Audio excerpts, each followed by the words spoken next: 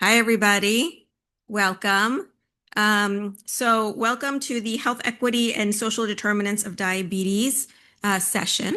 And we're going to go ahead and get started with Dr. Schipper, who is going to be talking about Reach Aid, reducing equity and access challenges to harness automated insulin delivery.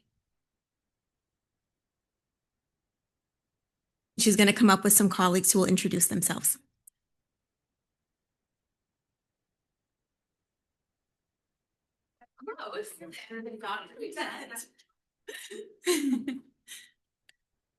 Right. Hello, everybody. Thank you so much for coming. My name is Brooke. This is Britni, and this is Kelsey. We're actually all diabetes educators at Helen DeVos Children's Hospital, and we're so excited for you to join us for our presentation today. We are Helen DeVos Children's Hospital. We are the largest children's hospital located in West Michigan. This is our clinic FTEs. One thing to note is we actually have a 1-to-1 ratio of endocrinologists to diabetes educators, so we have 8 and 8 of those. Among our type 1 diabetes population, we have about 1,700 patients that we serve. Of that, in the year 2024, we had about 285 new onset patients, and among those total, we have about 30% of them that have public insurance. Our goal was to improve the use of hybrid closed-loop pump use among our patients to 75% by June of 2025. We created this fishbone model to highlight some of the barriers to hybrid closed-loop utilization. I recognize there are a lot of words on here, so take it in and go on to the next slide. From there, we created this key driver diagram. The bolded, highlighted areas are the interventions that we chose to create PDSA cycles for. We are going to go into more detail on the following slides.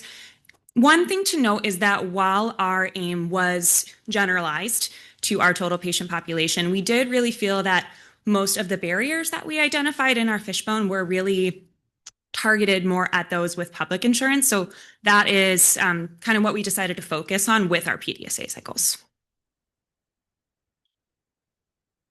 For our first PDSA cycle, we focused on insurance coverage advocacy. We started this in October of 2022, and this is still an ongoing process. We really did identify that there was oftentimes limited coverage among Medicaid plans in particular, and that did reduce access to those patients pursuing hybrid closed-loop pump. One thing that we started off doing was creating a standardized letter outlining the medical necessity for hybrid closed-loop pumps. We also utilized our amazing prior authorization specialists who helped submit these authorizations along with supporting documentation, and that really helped us to secure a great amount of successful PA approvals, both in commercial and Medicaid plans. Another thing that we did is we worked very closely with managed Medicaid plans to help advocate for coverage for the Omnipod 5 in particular at the pharmacy level. 2 plans that we worked with very closely were Priority Health Medicaid as well as Meridian Medicaid. During this process, we were having just lots of prior authorizations that we were submitting for and getting approvals for, and that allowed us to justify hiring of a pharmacy tech to help kind of offload this burden on our singular individual prior auth specialist. For PDSA Cycle 2, we wanted to focus on standardizing our pump education process. Previously, patients had to come in for a 2-part insulin pump class, starting with a saline start and then a week later coming in for an actual insulin start. We found that this was really difficult for families to get time off of work, and there was lots of burden from loss of income, particularly for our Medicaid population. So we decided to change to a single insulin-only pump start class, which really improved the number of patients that were able to get onboarded to pump therapy. We also worked to standardize our communication leading up to the pump class to ensure successful onboarding, avoiding patients not having the correct supplies or equipment necessary to get started and having to reschedule.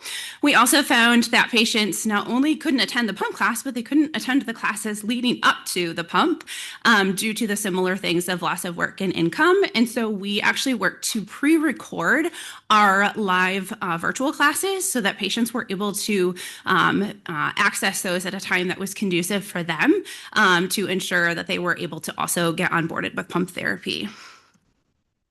For PDSA cycle 3, we found that many patients couldn't access hybrid closed-loop systems due to not having access to a mobile device. So with a very lengthy approval process with our legal team, we were able to create a device drive, and we were able to secure 5 mobile devices through donation purposes. We also created criteria for patients to be eligible to receive these devices that you can see listed here, particularly focusing on our patients in the Medicaid population. Once they started on the systems or were identified to be able to start on system, they also were completing a quality of life survey that we created with plans to follow up quarterly. We found that it was inconsistent in patients completing these, forgetting to do it, as well as inconsistent caregivers to bring them to their follow-up visits. So ultimately, we didn't get much valuable information from this. We did see a pretty successful improvement in time in range and A1C for the 5 patients, with the exception of one outlier patient there. However, in January, Omnipod 5 integrated with Libre 2 Plus, as we all know, and so that essentially negated the need for a mobile device for many of these patients. That combined with inconsistent phone donations, we decided to kind of no longer do the device drive at this time. Our last PDSA cycle, starting in November 2024 and ongoing, we found that there was a bias with the providers to actually prescribe the pump, as well as a bias for patients to understand the education or get the education to know the benefits of hybrid closed loop systems. Previously, we used an opt-in approach, meaning that patients were completing the required diabetes education classes and then had to reach out to us to ask to initiate pump therapy. We inconsistently talked about it at follow-up visits, as well as there was not really good consistent criteria for who was eligible for pump therapy, and this led to significant delays. So we switched over in November to an opt-out approach, meaning that all patients were on path to pump unless they chose otherwise or didn't meet criteria. So we scheduled all of our patients for our intro to pump class with the 3 required classes from the start, knowing that this was standard for them and best practice. All patients were also started on CGM therapy at diagnosis, and providers were required to talk about pump therapy at their first follow-up visit. We also created a specific criteria for patients to be eligible to start on pump. They had to be wearing a CGM consistently, attend all of the required classes, and attend their first follow-up visit.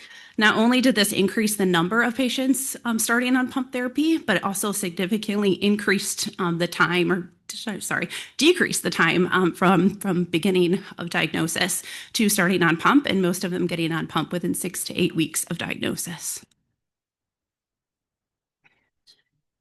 So as you guys can see, the results of our study showed that total hybrid closed loop pump utilization increased. Particularly, we saw baseline shifts related to those PDSA cycles that we implemented. You could see those there. We met our goal of 75% total population on hybrid closed loop pump in July of 2025. And around May, we started to see the beginning of another shift that's not pictured here.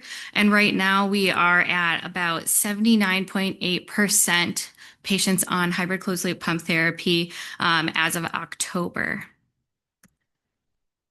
So diving deeper into this data, we looked at hybrid closed loop utilization by payer.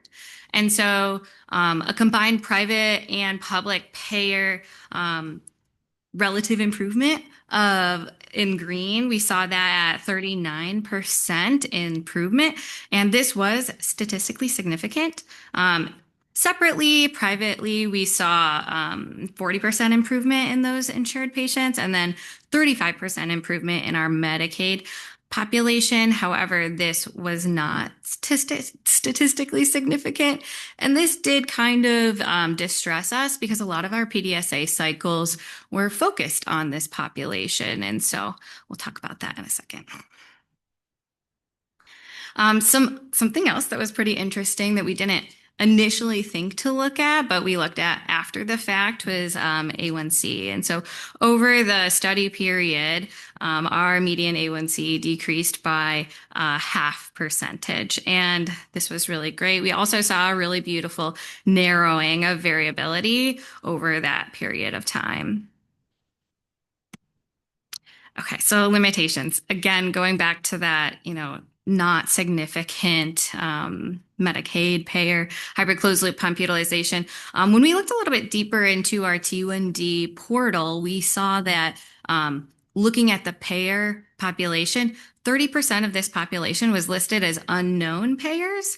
And so we think that maybe we weren't coding something correctly in that portal. We'll definitely have to look into that. And we think that this definitely skewed our data in improvement by payer.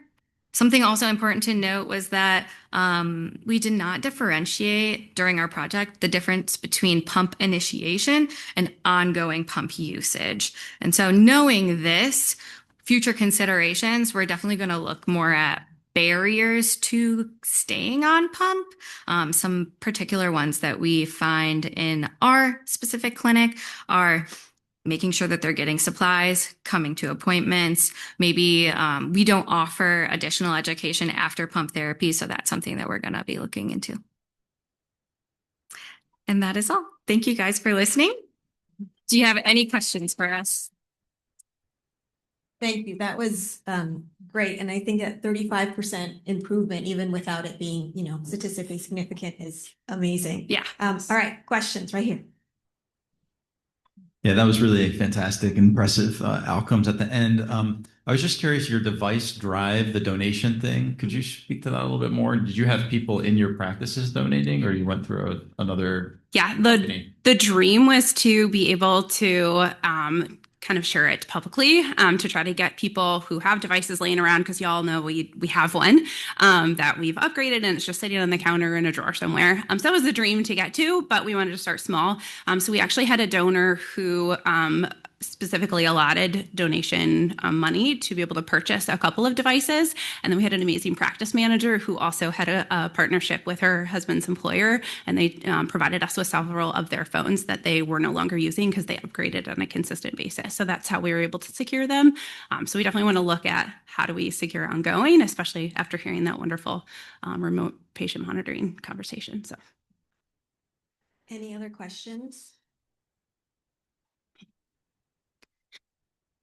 That was great. A process that I've been working on for a while is increasing our pump use, and the class has always been an issue. So just curious, are your first 3 classes, like I see generic diabetes, like how to make dose adjustments, that sort of thing, and then the 4th class is your pump class. Is that an option to do in person or virtual, or did you just go to the virtual pre-recorded? we actually do not do any in-person classes unless it's designated as needed, such as like a language barrier, etc. Otherwise, all of our classes are done through Microsoft Teams virtually, and then we pre-recorded through something called Vimeo to allow patients to be able to watch those at a different time. The barrier with that is at this moment in time, we can't charge for that education. That's something we're working on with our team, because that's unfortunate that we can't capture that when they're getting the same exact education. It's just reported. But we still wanted to give them that access. Thank you. Yeah, of course. So in addition to that, how are you monitoring that they actually watch the video? Is there like a knowledge assessment Yes. attached with that? Yep. They are all completing a quiz, the same quiz that we do with our live class as well as the pre-recorded. We assess their knowledge at the end. Obviously, they could also be sitting in a live class and not really be paying attention, so we can't guarantee, but if they're answering at least a passing score, we consider them as attending. All right. I think there was one question online and that was answered. And I think in the interest of time, we'll move on. But anybody else who has questions, you can get them afterwards. Thank you so much. Thank you, everyone. Thank you.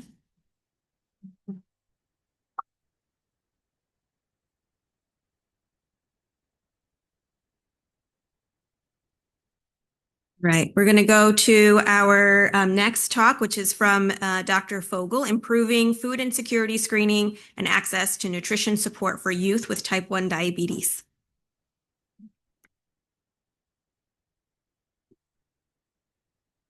Hi, everybody. I'm Naomi Fogel from Lurie Children's in Chicago, and I'm excited to share with you kind of our work in progress on food insecurity screening. For those of you who weren't able to attend the meeting last year in Chicago, I'll share with you a little about our program. We're based on the north side of Chicago. We have about 8 total diabetes clinic sites around the city. We have about 1,200 established type 1 patients. About 50% are public aid, and a little under 50%, about 48% minority race or ethnicity.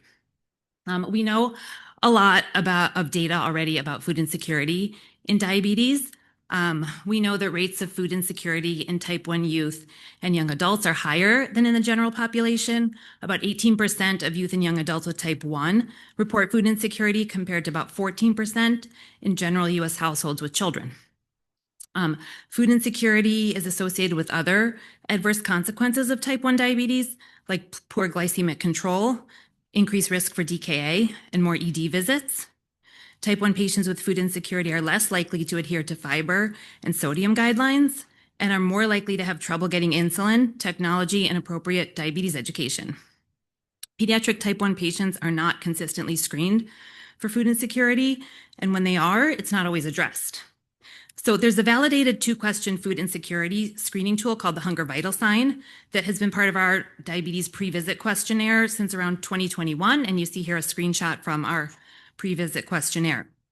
A patient is considered at risk for food insecurity if they answer either or both of those questions with anything other than never true.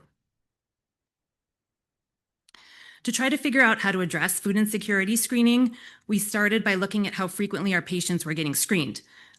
We looked at 1 year's worth of patient visits on the left, and we found that 73% of visits had a food insecurity screener that was completed at the visit in the light blue. On the right, we looked at each patient, like patients versus visits, followed in our program and found that 95% had a screener completed somewhere, whether in clinic or somewhere else in the hospital system, at any point within the 6 months prior to their most recent visit. And then of the patients who filled out a screener on the left side, 5% had a positive result when you look by visit. And then at the patient level, 4% had a positive result. So you can see that patients probably screened positive at multiple visits. And when we looked more closely at the positively screened patients, we found that only 15% of positively screened patients received any intervention at all. And that could include something like a social work consult, a referral to local food pantries, or arranging for home food box delivery. We had previously had some funding for each family to get up to 2 home deliveries. So we decided to focus on increasing the frequency of screening to as close to 100% as possible, but also increasing the frequency with which we would intervene on positive screeners. Our key drivers revolved around screening difficulties with the workflow, resource barriers, like the fact that we have 8 sites and only 2 social workers, and psychosocial barriers, like people just being uncomfortable talking about food insecurity. And since we already had the pre-visit questionnaire built, we decided to first focus on optimizing the use of that pre-visit questionnaire. And then we came up with some other ways to address food insecurity directly with the help of our dietitians and also by creating a food pantry. So here's our process map for the screening efforts. So ideally, patients would have filled out that pre-visit questionnaire before they got to clinic. But if they didn't, then the point of service staff would remind them to fill it out. And if they still don't fill it out, or for some reason they can't, they don't have MyChart, there's a paper version available in both English and Spanish. And then once that's completed, the MA and the nurse and the provider are supposed to be checking the results and referring to social work if it's positive. If there was a positive result, the social worker would do an assessment and provide the resources that I mentioned, like the referrals or the home food box delivery. Unfortunately, earlier this year, the home food box delivery program ended. And even though the referrals are helpful, we really wanted to have something more immediate that we could do in clinic. So we coincidentally, around the same time, received funding to create a diabetes patient emergency fund. And so we were able to use some of that funding to create our own food pantry in our clinic. So it's very simple. It is housed just in a cabinet above a workstation at our busiest clinic site in the city. And it has little bags inside that we restock at small intervals. And inside the bags are the items you see here. We, like I said, get deliveries every couple weeks. And each each bag it costs about $15.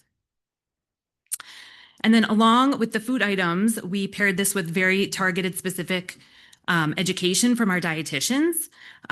We have carbohydrate counts in English and in Spanish for the items in the food bag. And our dietitians also created some recipe cards that are included, tuna salad, black bean salsa, and oatmeal energy bites that use some of the items and also have detailed carbohydrate counts. And then we have a dot phrase that we can enter in our own note very quickly to say that the social worker was consulted and that the food pantry was utilized. So this shows the percent of patients screened each month for the past year. It's been about 6 months since we started our interventions. And this is visit level data. So you can see in the 6 months since starting the interventions, we're still at about 75% screened. And same with the percent positive, we're still at about 5% positive. I did think the little spike in August was kind of interesting, maybe coinciding with the start of school. Here we see the actual number of patients that were screened positive per month, with the light blue at the bottom of some of the bars showing how many received any intervention, and then the percent receiving the intervention in that month is above each bar. And so these are, again, small numbers, but we think that since the interventions began in May, that percent is kind of trending up in terms of more patients receiving interventions. And then the little red line at the end shows the number of patients who received a bag of food from the pantry. And you can see that they're not exactly the same as the number who received an intervention. It's because some patients were referred to the pantry outside of the screener. So lessons learned so far, we still have work to do, but we do need to continue to take multiple approaches to screening for food insecurity. Having food available in clinic at that very moment was important to further reduce barriers that families face around outside food pantries. Most important, it was so incredibly valuable to have not just the social worker involvement, but also the dietitian involvement for education and other support. And so our next step is to sort of solve this notification issue. Like, even though we have so many people that are supposed to be checking the screener, there are patients who are getting missed who screen positive. And so we're working on building an automated notification into Epic that will go directly to the social worker when someone does screen positive. And then we're also going to try to expand to our other clinic sites, but there's some big barriers to that. And finally, we're also beginning to look at the food insecurity data for our other diabetes populations like prediabetes and type 2. And that's it. Those are my references. And big thank you to the high-risk diabetes food pantry team.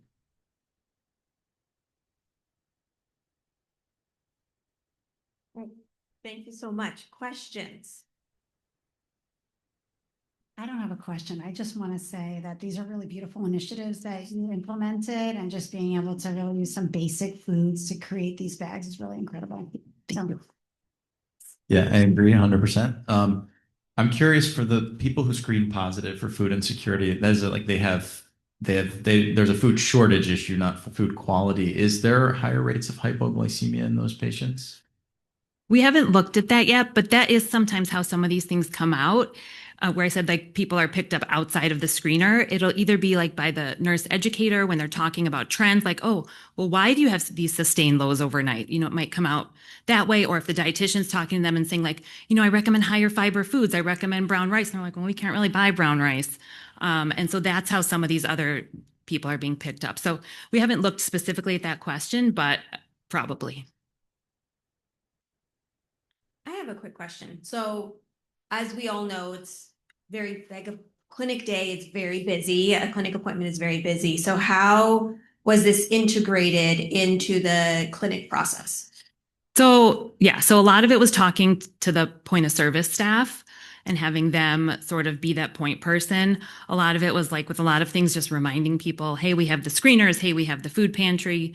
And then sort of duplicating efforts. Like I said, like, we're all supposed to be checking the screener, between the MA, the nurse, the doctor, and the even the dietitian. Like, we all have access to check it. Unfortunately, it's still getting missed. So we haven't quite solved it yet, but we're hoping to sort of layer that approach.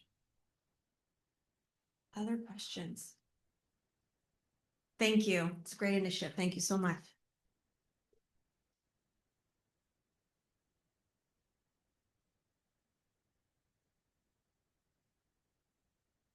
All right. Our next talk is going to be by Stephanie Ogburn, who's going to talk about bridging the gap in CGM disparities, standardizing early CGM initiation in new-onset type 1 diabetes.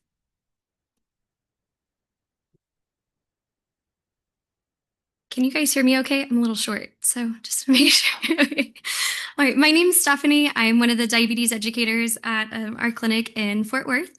We do have satellite locations that we telemed to, and I have two of my coworkers, Kelly and Candace here as well, and our PI, Dr. Shea, is virtual as she's on call. But we have a great team that I work with. I have no disclosures to report. Our objectives to evaluate trends of device use before and after QI interventions and identify areas of success within our workflow, as well as identify areas of growth to expand device use in patients with T1D. So right now, our clinic profile, we have 13 pediatric endos. This is across 2 locations and our main location in Fort Worth. And then we have 1 location in Prosper with 1 pediatric endo and 1 APP. So we have a total of 7 APPs, outpatient and 2 inpatient. We have, this says 11 diabetes educators, but that is a lie. We actually now have 8. We had 3 leave in the past month. So it's a challenge. And then our about, I don't know, 45-ish minutes away from us, we have children's and they have a few vacancies as well. So between a less than an hour distance of each other, we have basically 7 vacancies of diabetes educator positions. So it's really sad, but still trying to work through all the things. We have 5 registered dietitians, 4 medical assistants, 1 social worker. We do have 4 clinical therapists, but 2 are part-time. And then currently we have a data coordinator, but she is also leaving. So we have approximately 1,600 patients with T1D seen in the last year. And as of 2024, we had 290 new onsets for the year, but we are expecting that to be quite higher for 2025. And we have private insurance of about 64%, public of 35% for a T1D population. So the quick define the problem, the next few slides are actually from the T1D diabetes device equity change package.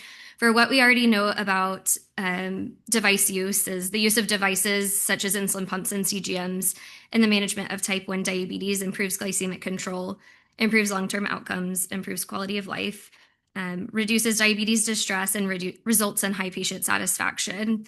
So what is actually happening as part of the change package was that there are still inequities in diabetes technology when compared to non-Hispanic white patients. The non-Hispanic Black and Hispanic patients use diabetes technology less frequently. And then individuals from high socioeconomic status and non-Hispanic white groups were more likely to be started on insulin pumps within the first year of diagnosis when compared to those who are non-Hispanic Black, Hispanic, or lower socioeconomic status. So the attitudes and assumptions and behaviors of providers are contributing factors. Studies have demonstrated a disconnect between providers' perceived biases and barriers to diabetes technology use and those with persons with T1D. And there's perceived discrimination, cultural congruence, and limited English proficiency that likely exacerbates, this disconnect between providers and patients.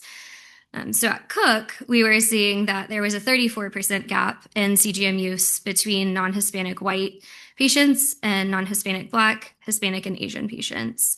So this led us to try to figure out why are these things happening, which from the ADA, we know that barriers to diabetes care, there's health literacy, access, lack of social support, cost, stigma, language, cultural barriers. So when we're looking at all of these things, we kind of already know that group of people with T1D are already at risk. And then we add all these other things that are affecting that as well. So I know Candace and I, pretty much each presentation we do, we seem to come back to this graphic from the Robert Wood Johnson Foundation. And I like to use it when I'm explaining it to even people within our clinic, our staff, because they have a hard time putting it together of equality versus equity. And I think like equality is equal no matter what. So they get the same bike, right? So if we have equity, we're taking into account the inequities that exist and we're providing them a bike that works for them, right? So we're not giving the patient a bike, but we're trying to give them a CGM. So it's like we're meeting them where they are. So if they need resources in Spanish, we're giving them resources in Spanish. If they need a little bit more education on a CGM because they have no clue what it is to begin with, we're trying to give them that. But making it equal to have the access to it and then meeting them where they need as well. So this is kind of, sorry, I didn't go forward already, but our key diagram driver and part of our aim was to increase the utilization of CGM use by 10% for people with T1D by December 31st of 2024, and then demonstrate a reduction in CGM disparities by 3%. So primary drivers were, of course, address the inequities, CGM interest and access, patient education, and provider education. So going into that, we had our interventions, which we did an anonymous staff survey that revealed internal biases related to language, race and ethnicity, and insurance status, which as a result of that, we created CGM education that was standardized at diagnosis for all patients. CGM samples were made easily accessible on our inpatient unit. So our same diabetes educators that are outpatient go inpatient, and we just rotate through. So we would try to look at what's our stock of what we have on the floor, and then bring over brochures as well. So it wasn't a choice anymore. It was you have to do it. And we also built into our dot phrase for inpatient, was a CGM discussed? Yes or no? If it was no, what was the reason for that? Was it something that the family said that they did not want? And that's fine. You at least mentioned it. It was the family's decision to not further use it. We are very fortunate. We have something called the Peaks Tech Zone, but they're health technology advocates. So they can also assist in creating accounts, for example, for MyChart or Clarity, LibreView, whatever it may be. They are helping create those dependent accounts to make sure the patient name is matching the MRN and Epic, as we do now integrate with Gluco into our EMR.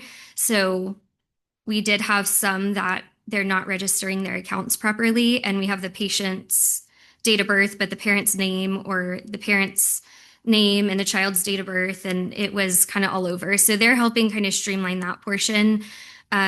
If we didn't have their help, I feel like this is something that a lot of times we were either just doing, or some of the educators were saying, call the 1-800 number, contact the rep, and then it may never get done. Or they come back to clinic and still need help with that. So very thankful for that.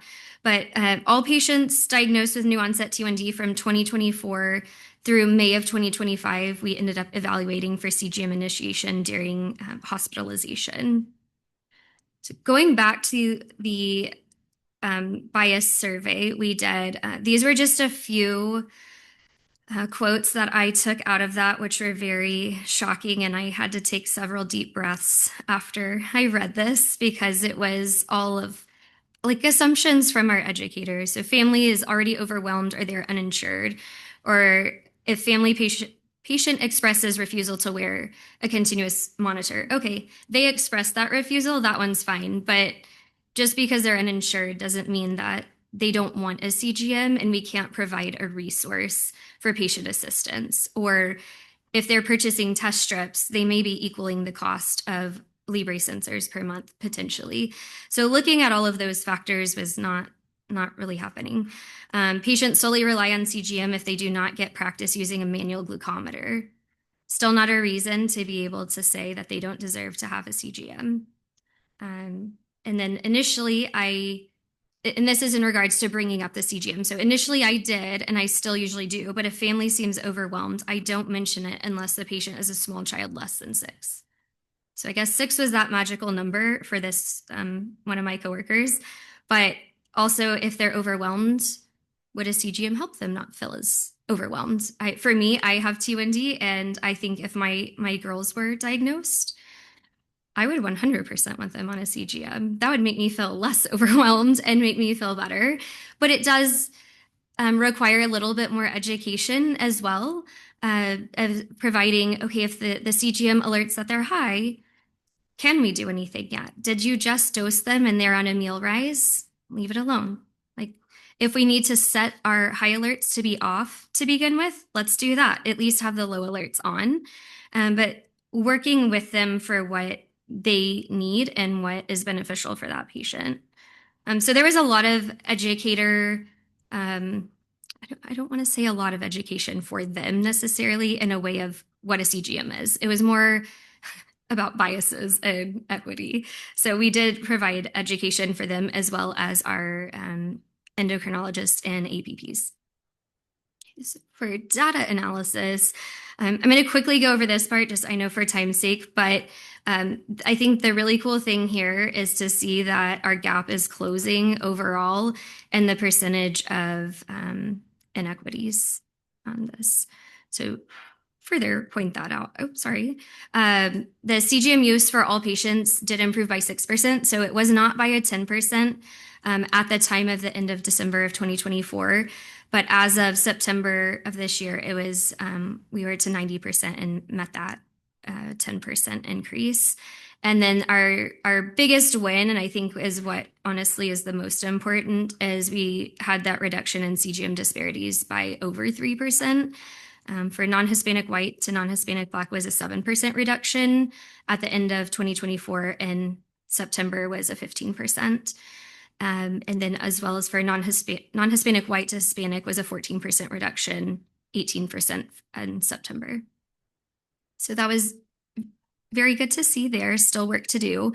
But our conclusion was that CGM use for all patients with diabetes can improve quality of life and improve glycemic management. And early initiation and standardization of that CGM education, I think, was key. So having those samples, having the brochures to just grab, so we bundled them together that they didn't even have to go look for anything.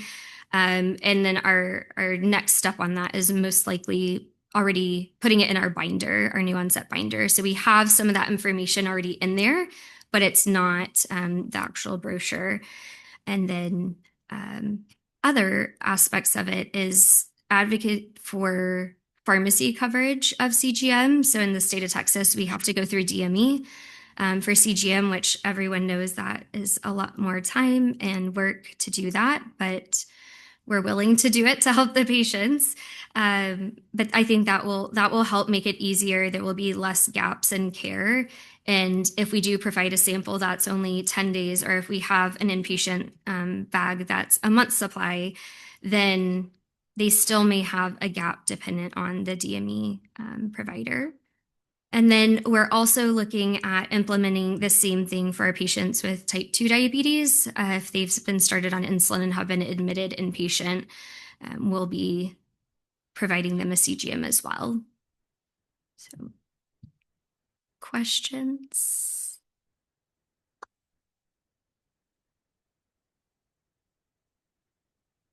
Thank you so much. Any questions? I have a quick, oh, did you, no. That peak tech zone, is that something that is like hospital wide, or is it specific for diabetes? Can you tell us a little more about that? Of course. So our PEAKS tech zone is meant to be for the whole hospital. So all outpatient clinics and hospital. But we partnered with them very early, and we pretty much, I say, gave them all their business. Like, they don't charge for seeing a patient, but we referred to them a lot.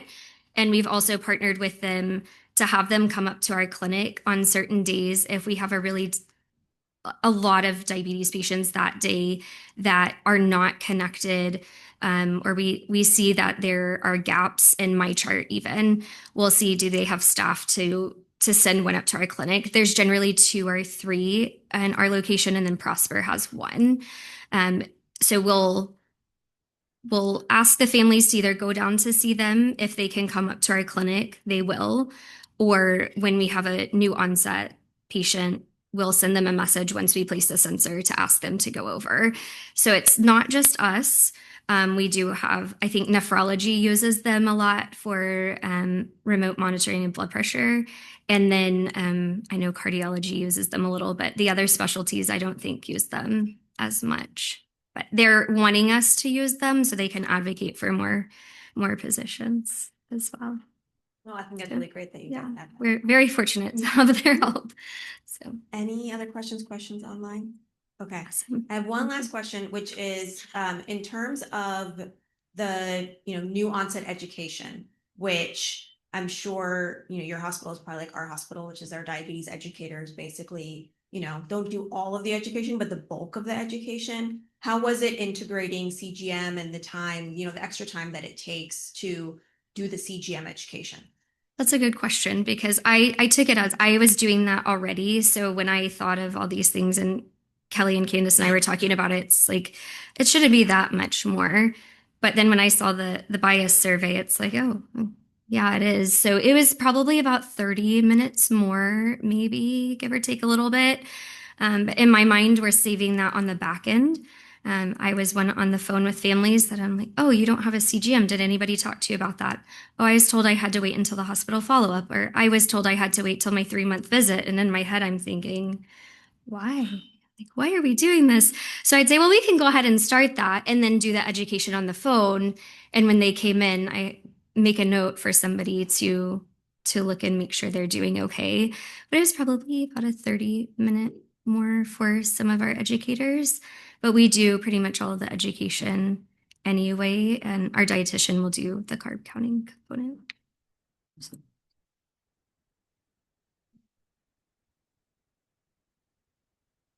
Very nice presentation, Sienna Kasha from Cohen Children. Actually, I just want to make a comment because I just joined Cohen Children and the curriculum was different when I joined. And I realized that our CDCs were educating patients, but it was all done in one day. And we changed, I was not used to that, and I didn't think that we were giving enough time for patients to digest even what was going on.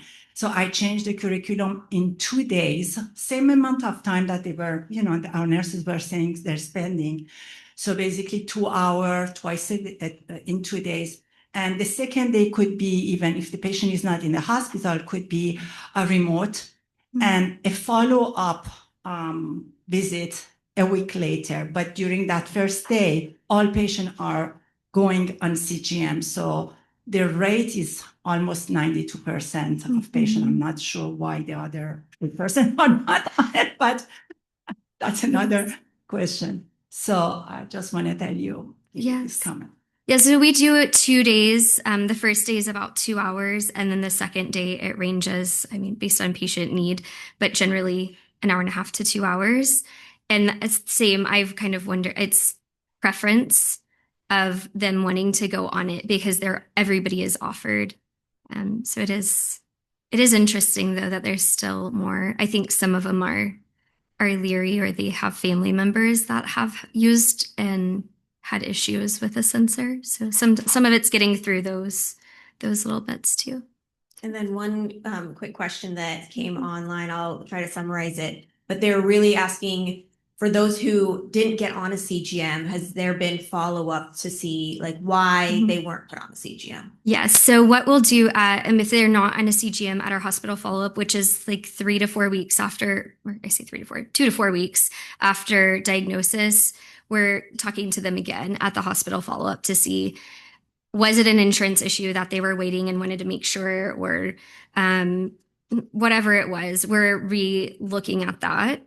And if they're still not ready, we still mention it. And then after the 3 months, our APPs or providers are kind of reviewing that and seeing what are the barriers currently. Is there anything that has changed? Is it that they decided to try it and now they have skin irritation issues? And we can now look at that and help them with that. Or did they have insurance? They lost their insurance. So all of those things we're re-looking at each visit, because I think our providers like to see the CGM data. So it's more likely to have that buy-in with them to mention, have you rethought about this? And I think most of our families are open to it, at least for a CGM that previously didn't want one. The pump is a little bit different still. They don't want it, they don't want it. Thank you so much. Yes, thank you.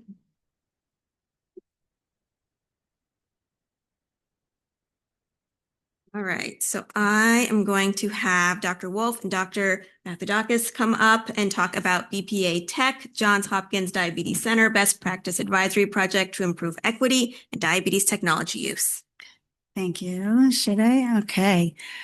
So we're going to talk about a project that we're doing and that also spans other centers in the T1D exchange called the BPA Tech Project. And Ness and I are going to both present this together. Great. So this is a nice follow-up to the previous talk. So in January of 2023, we published a paper out of our adult diabetes center showing significant racial disparities in having discussions around diabetes technologies, prescribing them, and having patients use them. So we found that our Black patients had a 50% lower odds of discussions around CGMs or automated insulin delivery systems. This persisted after adjusting for everything: clinical, glycemic control, sociodemographic factors, insurance, complications, and was just really sobering and unacceptable and consistent with a lot of the trends that we've seen in this country. So we thought, there should be a way to address this through an informatics alert. We wrote a grant to Breakthrough T1D in collaboration with the T1D Exchange, and we're fortunate to have been awarded those funds. And we're going to describe the work we've done to standardize prescribing through the use of a BPA. These are the participating pediatric and adult sites in this country, and it's been a pleasure working with many of them, and I see some of the PIs in the audience. Okay, so this is what's called the Best Practice Advisory in EPIC, also now known as an Our Practice Advisory or an OPA. And this pops up based on a set of rules. So it's a rules-based algorithm. It's intended to remind providers of patients with diabetes that AID systems are the gold standard for type 1 diabetes and should be considered for all patients. So it's actually an interruptive OPA. So it's going to pop up in your EPIC based on a few sets of rules. So based on the visiting counter type. So for us, it's limited to our adult and pediatric diabetes center. It's restricted to specific provider visits, including residents and fellows that are seeing patients within our clinic. And it's only for prescribers.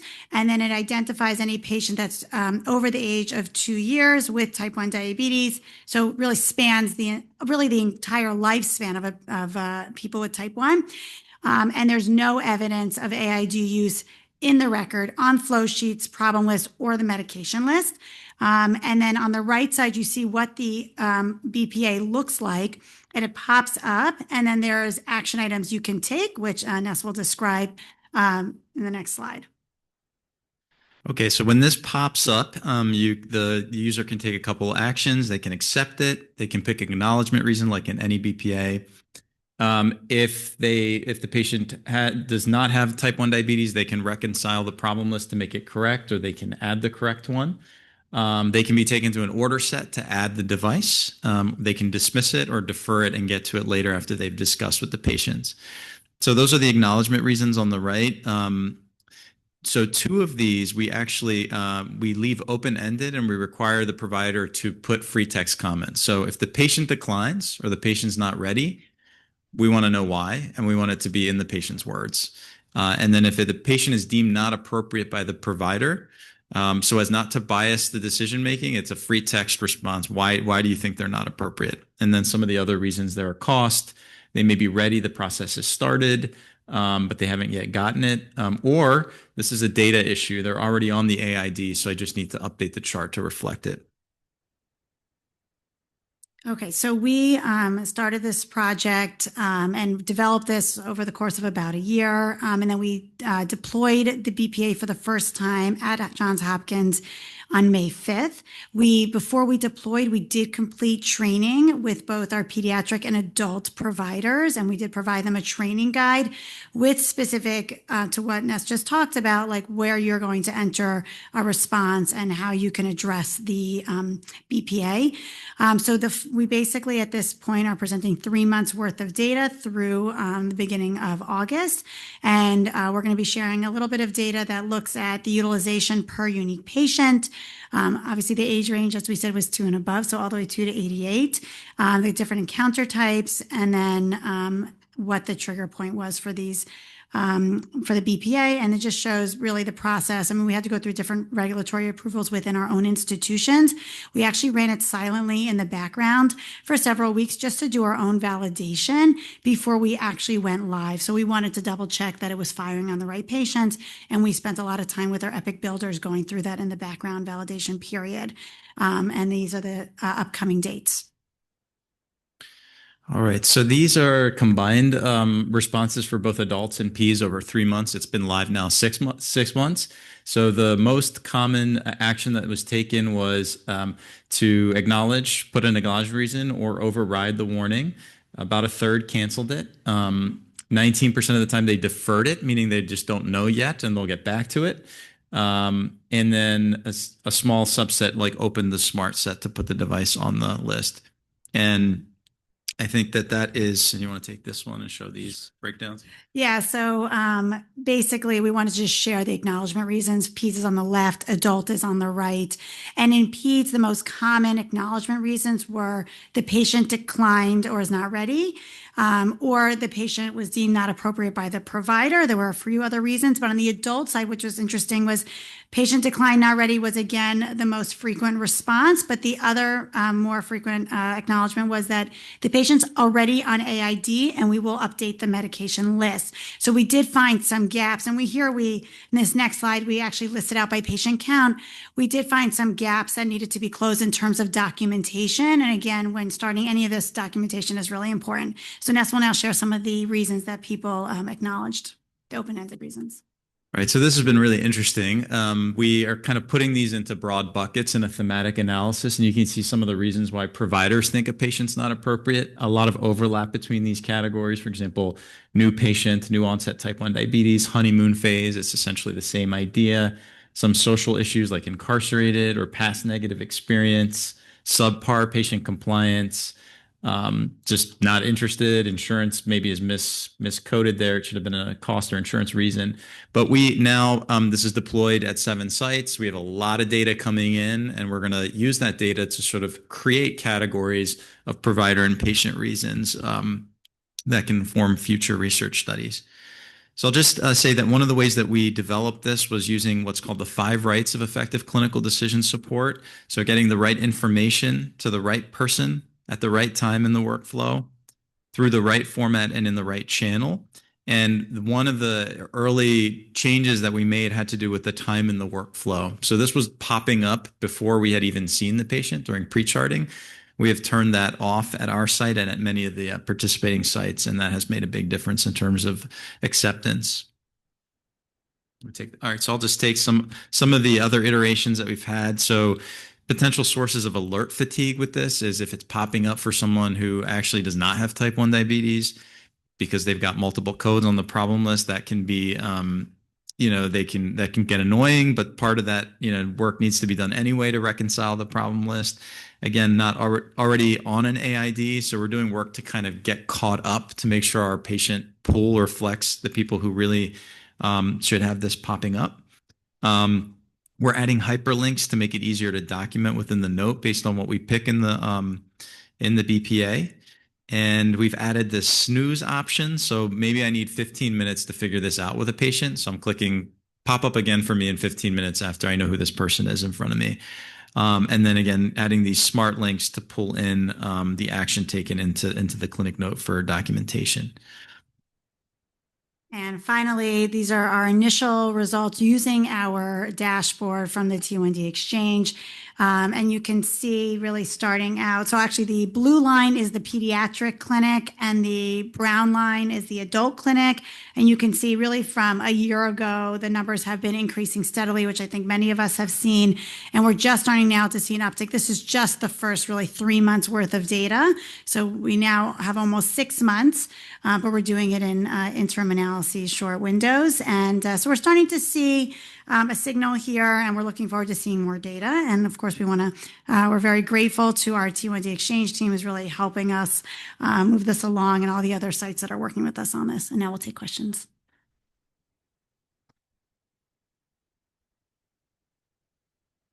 Thank you. That's great, and definitely going to bring in a lot of great information and data in terms of provider and patient reasons and biases. Questions from, oh, we got lots of them.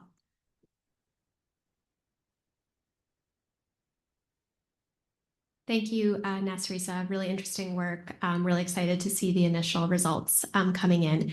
I had two questions. The first is, could you talk a little bit about your rationale for choosing a best practice alert to as a strategy to address the issue of inequities in device use?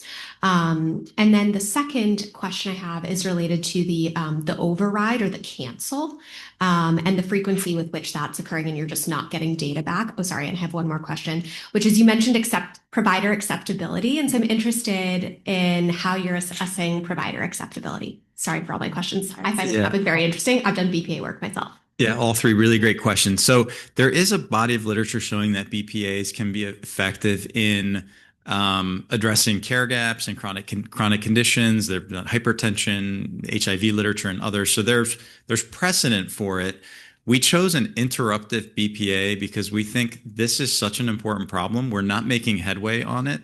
The subjectivity of the decision is just not something that we could overcome without something that emphatic. So we debated this as a group about should it be passive, should it be active, and we need it to be in the provider's face. And we recognize that there is alert fatigue with this.